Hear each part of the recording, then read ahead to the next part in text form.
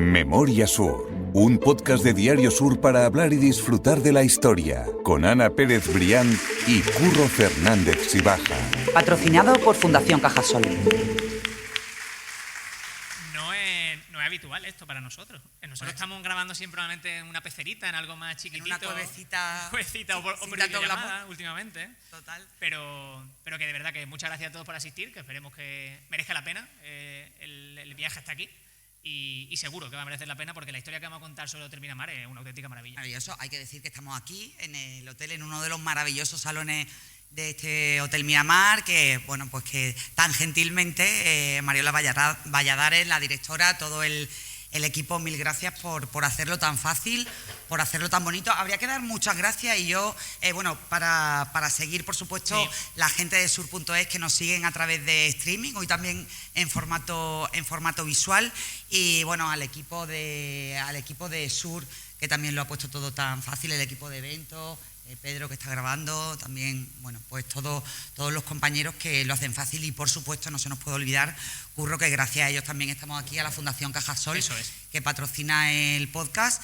Y bueno, lo estábamos diciendo antes fuera de micro, ¿no? Un auténtico placer estar aquí en el Hotel Miramar, en este símbolo.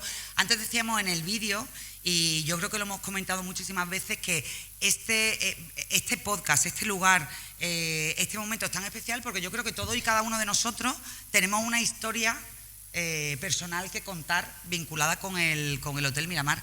Así que yo creo que va a ser muy emocionante hacer ese recorrido por los 100 años del hotel que se cumplieron en febrero. El hotel, bueno, pues lleva todo el año de celebraciones como corresponde y para nosotros, bueno, pues un auténtico lujo y un placer formar parte de esa celebración. Así que de nuevo, totalmente, mil gracias. Gracias de verdad. Esperemos también que muchas historias no estén relacionadas con el Palacio de Justicia, pero eso ya lo veremos. No, el Palacio de Justicia vamos a pasar un poquito más. Vamos a contarlo, pero ya pasaremos por ahí, exactamente.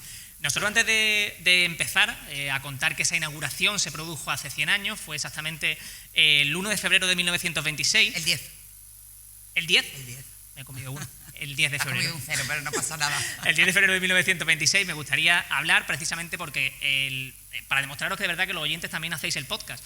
Javier Crauwell, que es buen amigo del podcast, buen amigo nuestro, nos comentaba que precisamente aquí estaban, sobre el espacio en el que estamos, sobre esta partida de terreno, estaba la antigua azucarera de Martín Heredia. Y me ha pasado una imagen espectacular, con incluso dos chimeneas se ven, una un poquito más bajita que estaba en un lateral, sí. Que nos pondré en las notas del podcast para compartirlo y que la gente lo vea. Efectivamente, es que por dar contexto, que tú sabes que a nosotros siempre nos gusta dar mucho contexto en el podcast, efectivamente, estos eran justo los terrenos que correspondían con el ingenio azucarero, que esto era zona industrial de Martín Heredia Escolar, que era el hermano de padre de Manuel Agustín Heredia. Precisamente estuvimos hablando de él hace un par de semanas en las charlas de la Malagueta, que fue uno de los que se casó con una de las hermanas Livermore y tenía, bueno, pues aquí tenía su fábrica de caña de azúcar. ¿Por qué cuento esto? Bueno, pues porque estamos hablando de la inauguración del hotel del año 1926, son los felices años 20, pero ha habido una crisis enorme, una crisis industrial, social, económica, política, en todos los órdenes, desde final del siglo XIX y sobre todo en el arranque del XX. Eso quiere decir que mucha de la industria ha desaparecido, que bueno, pues entra todo en declive con el golpe de gracia de la filosera, lo hemos contado en muchas ocasiones, y entonces, bueno, pues la fábrica de Martín Heredia también pues entra en ese declive. Y entonces las autoridades de la época, y por eso tiene todo el sentido contarlo, dicen, bueno, estamos en un momento muy complicado, ¿cómo podemos darle la vuelta a la situación para intentar buscar una nueva vía de desarrollo? Bueno, pues esa vía de desarrollo, y parece mentira que estemos hablando de hace 100 años, era precisamente la turística. Eso es. Por eso quería llegar hasta aquí, porque no es un tema menor que justo en estos terrenos donde tenemos ese legado industrial, luego estuviera el relevo de esa otra gran apuesta que sigue funcionando, lógicamente, hasta hoy en día, y muy bien, afortunadamente, de la parte turística. Exactamente, porque antes de llegar, como decimos, a esa inauguración, ese 10 de febrero de 1926... Ya no se te va a olvidar nunca. Ya no se olvida, yo lo tengo a fuego. Antes de llegar a ese día, hay muchas cosas que contar para entender por qué se llega a ese día y para entender incluso lo que estaba diciendo Ana, por qué la ubicación. Esta ubicación no es casual. Y ahí va a surgir también la figura, por ejemplo, de Guerrero Strachan, que va a ser de toda esta zona de Málaga la que para mí, honestamente, a día de hoy es mi favorita, la que creo que es más majestuosa, más bonita y la que habla mejor de la Málaga de ese final del siglo XIX y principio del XX. Sin duda. Yo también en mi ojito derecho, pues como te digo, efectivamente, él es un personaje absolutamente relevante en el diseño no solo del hotel, bueno, él construye el hotel, es el gran arquitecto de la época, sino también en el diseño de toda la manzana y del Paseo de Reading, y lo decía muy bien Curro, no hay nada casual, primero precisamente porque las autoridades de la época ya tienen una planificación de lo que quieren, ¿no? Entonces, siempre decimos los que nos seguían en el podcast que en la historia de Málaga no hay nada absolutamente casual y que al final en la historia de Málaga todo es circular. Entonces, se necesita un nuevo impulso que se busca a través del turismo. ¿Qué hacemos? Bueno, pues nos miramos en el espejo de Santander, de San Sebastián, con los grandes balnearios. Y como en Málaga al final nos gusta aprovecharlo todo, pues esa visión estratégica del futuro a medio plazo no solo nos regala esto, sino que además, por ejemplo, nos regala el balneario de los Baños del Carmen, que se inaugura unos años antes, en concreto en el año 1918. Y entonces, bueno, ya con esa apuesta de que Málaga se convierta en una alternativa al norte, porque además también, bueno, nosotros tenemos la ventaja de tener un clima estable y cálido todo el año. Pues entonces ya con esa apuesta y con esa visión de futuro, ya las autoridades encargan el proyecto a Fernando Guerrero Strachan. No es casual tampoco que se haga en esta pastilla de terreno, muy simbólica por lo industrial, pero muy simbólica también porque era el nexo de unión entre la zona de la Caleta, del Limonar, con los grandes palacetes burgueses y toda esa zona del centro de la Alameda, el Clan de la Alameda, Calle Larios y el nuevo parque, ¿no?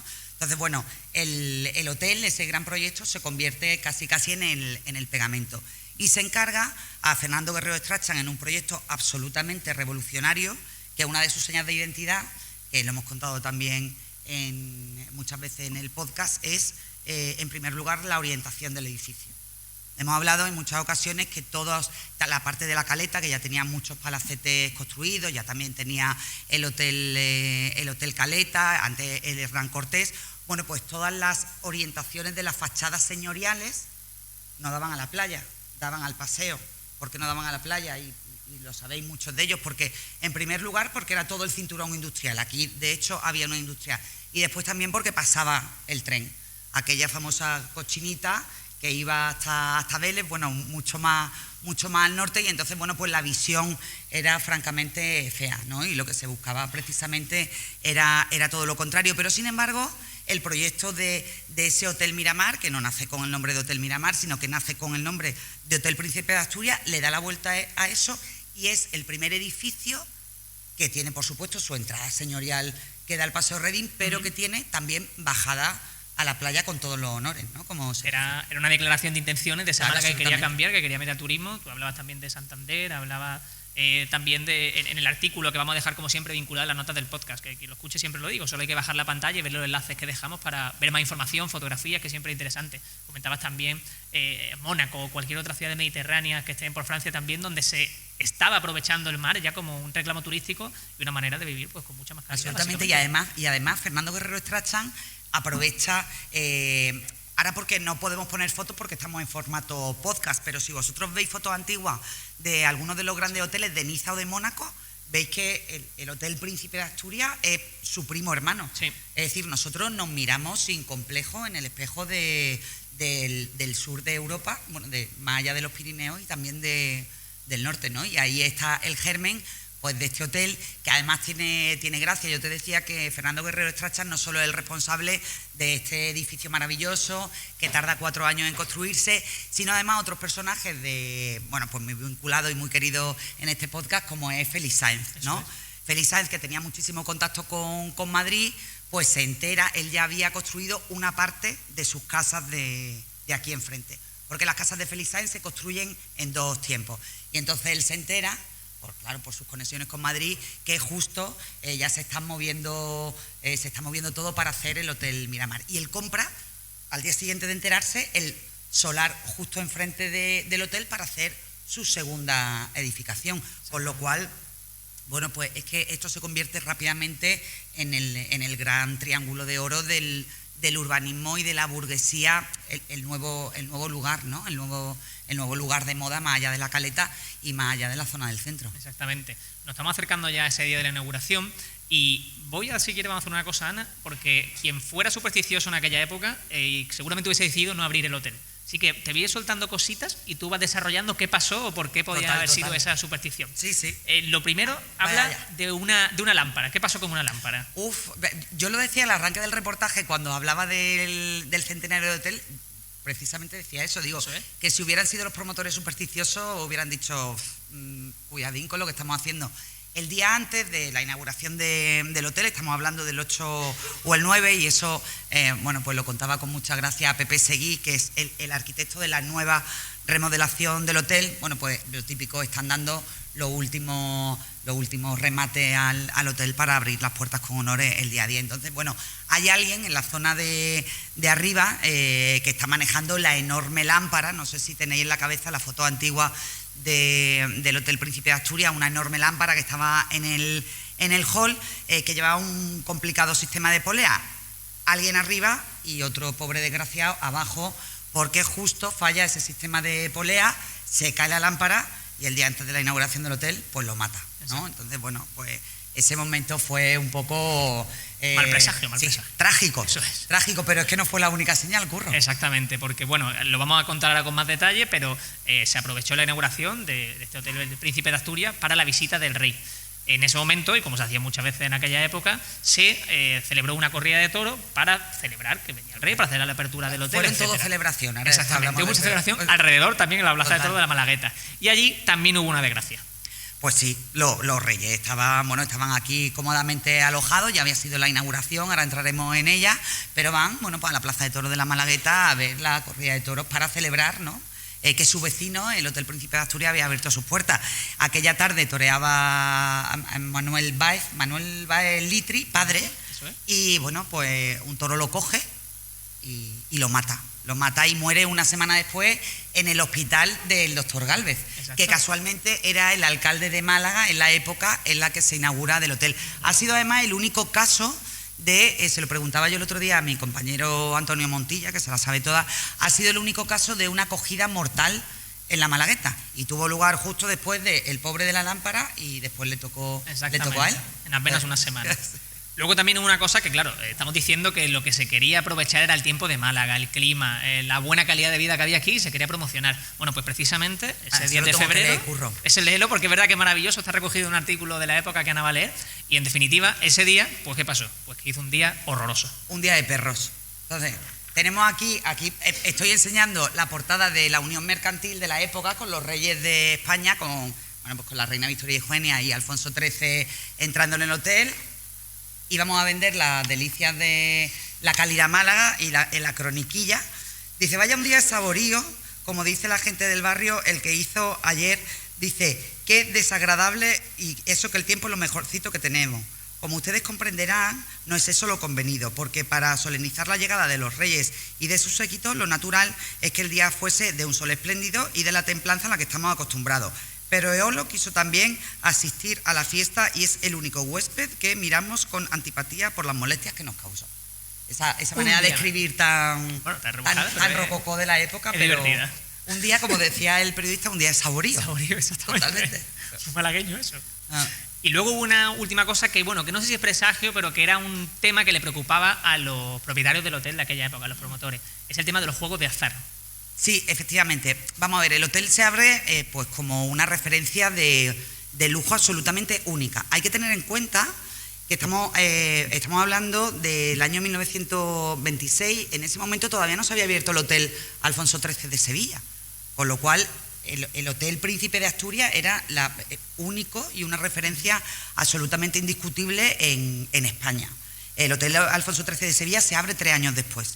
Entonces, bueno, pues los promotores del hotel, que era una sociedad que estaba presidida por el marqués de Torrelaguna, que por cierto, si tenéis en la cabeza alguna fotografía muy, muy antigua del día de la inauguración del Hotel Miramar, las puedes dejar en las notas del Sí, podcast, las Curro. dejaré. Si se ven las vistas aéreas, se ve el hotel imponente y en la parte de que está más pegada al cementerio inglés, una casita como más pegada al paseo. Bueno, pues esa casita precisamente también la hace Fernando Guerrero Strachan para el marqués de Torrelaguna, que era el presidente de la sociedad que impulsa el Hotel Miramar, que agrupaba, pues imagínate, pues a toda la burguesía.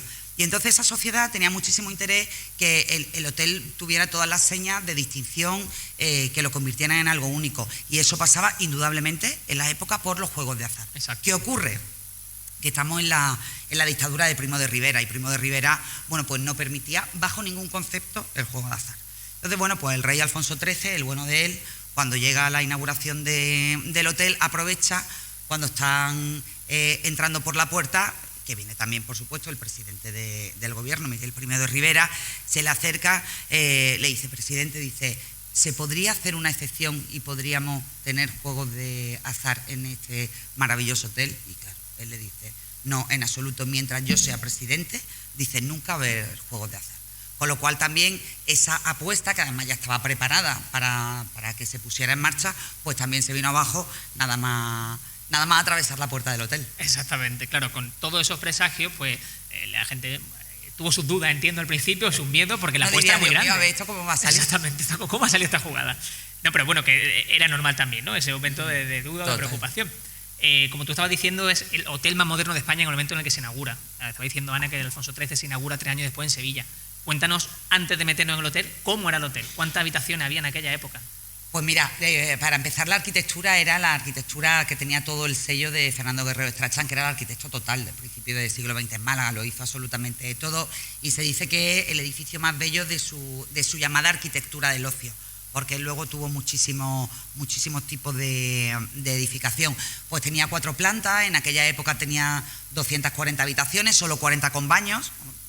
El baño en aquella época era un auténtico lujo y bueno, pues tenía todo tipo de salones, por supuesto el jardín, y después la joya de la corona, y nunca mejor dicho, que era el pabellón real, que todavía existe, que está, si nos ponemos de espalda al mar a mirar en la parte de fuera, está en la parte de la derecha, que es una pequeña construcción, bueno, una construcción que llama la atención, como a 2 alturas, y ese era el pabellón real. Ahí se alojaron no solo los reyes durante la inauguración del hotel, sino, bueno, pues con el paso del tiempo se ha alojado aristocracia del primer nivel y bueno, y otro invitado ilustre.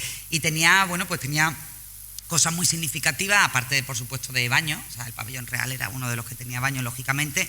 Tenía un ascensor que conectaba las 2 plantas y además tenía una línea telefónica que llamaba directamente al Palacio Real. Es decir, el rey no se tenía que molestar ni siquiera por pasar por centralita, ¿no? Directamente tenía conexión con el Palacio Real. Y de hecho, Victoria Eugenia con su madre, pues pasa aquí larga época. Hay muchas fotos del momento, de las décadas posteriores, también con la reina, pues pasando aquí una época fabulosa con su madre, ¿no? Hay una cosa que yo sé que es una pedrada mía totalmente, pero es para situar a la gente. Tú estabas comentando que solamente 40 habitaciones tenían baños, pero es que tenemos que recordar que las primeras casas que se hacen en Málaga, las primeras construcciones con baños, son las casas de Calle Larios. De Calle Larios. Y son 30 años Estamos antes. hablando de antes de ayer, 1891. Eso Sí, es. sí, Siempre me llama la efectivamente. atención porque O sea, cuando, sirve para poner en es perspectiva. que cuando hablamos de los palacetes de la Alameda, que no había ni luz ni agua. Exacto. Con lo cual, bueno... Era un lujo sí, ese baño privado, por totalmente. supuesto. Vamos ya con el día de la inauguración, porque os podéis imaginar que la ciudad se viste de gala, todo el mundo está esperando con expectación la visita de los reyes, la visita de todas las personalidades, y como a mí me gusta un poquito el cotilleo, yo quiero que tú me cuentes quién estuvo aquí, qué personalidades, tanto malagueñas como nacionales, pasaron por aquí. Pues mira, el día de la inauguración, por supuesto, los reyes, Miguel Primo de Rivera, el presidente de la República, el alcalde de Málaga, José Gálvez Ginachero, uno de los mejores alcaldes que hemos tenido en la historia de la ciudad, el obispo de entonces, San Manuel González, que precisamente... Guerrero Strachan es el autor también del seminario, y bueno, pues te podéis imaginar absolutamente toda la plana mayor de la burguesía de la ciudad. Exactamente. No es poco, desde luego. Sí, bueno, es que fue un día grande. Igualmente quiero que la gente vea, como digo, en las notas del podcast todas esas imágenes, cuando ya esté subido. Sí, dejaremos este toda fin de la semana, galería. que se vean, porque de verdad que son imágenes preciosas, que merece la pena, y que Ana se ha pegado un trabajazo buscando esas imágenes, que son muy, muy chulas, de verdad. Vamos a hablar del menú. Tú sabes que a mí me gusta también hablar de comida. Bueno, eso es Vamos a ver maravilloso. ¿Qué se presentó en el día de la inauguración en el menú del hotel? Eso lo tengo por aquí, mira. El menú, bueno, nada que ver con lo que comemos hoy, pero es muy lujoso para la época. entremeses variados, huevos salaoteros, que Curro, yo no he conseguido encontrar en qué consiste. Tú que también eres gastrónomo. Bueno, pero yo tampoco lo he encontrado, pero vamos a pensar que sea un chef muy importante. Vale, pues nada, entremeses variados, huevo salaotero, bolobán de langostino a la americana, perdices a la cazadora, gelatina de ave trufada, ensalada rusa, que era chirimoyas, pastelillos y frutas del tiempo. Vaya, muy bueno. En muchos casos productos exóticos, ¿no? Como Sí, podemos hablar. bueno, absolutamente. La chirimoya en aquella época era un producto bastante exótico. Que era una señal también de lujo y de peculiaridad, sí, de distinción. Se convierte en el hotel rápidamente en el epicentro de la sociedad. Como decíamos, había una preocupación porque en ese momento la alta sociedad estaba muy interesada en los juegos de azar, le parecía algo prohibido, algo inalcanzable, algo que podía desarrollarse por ocio. Y quiero que nos cuentes cómo se llega entonces a acceder a esa alta sociedad, a esa burguesía. ¿Qué hace el hotel para conseguir que efectivamente sea el epicentro de ese ocio y de lujo en Málaga? Bueno, al final el tema de los juegos de azar lo cuenta un poco como anécdota, ¿no? El hecho de que hubiera o no hubiera juegos de azar le hubiera aportado un plus de distinción, pero en ningún caso iba a determinar el éxito o el fracaso del hotel, hubiera sido algo más. Bueno, tú sabes que al final, y siempre lo decimos en el podcast, y yo creo que muchos de vosotros estaréis de acuerdo con esta expresión, que en Málaga somos muy noveleros. Exacto. Entonces, bueno, pues rápidamente pues la ciudad abraza con entusiasmo el hotel, igual que lo había hecho antes con la Alameda, igual que lo hizo después con Calle Larios, con el Parque y así sucesivamente.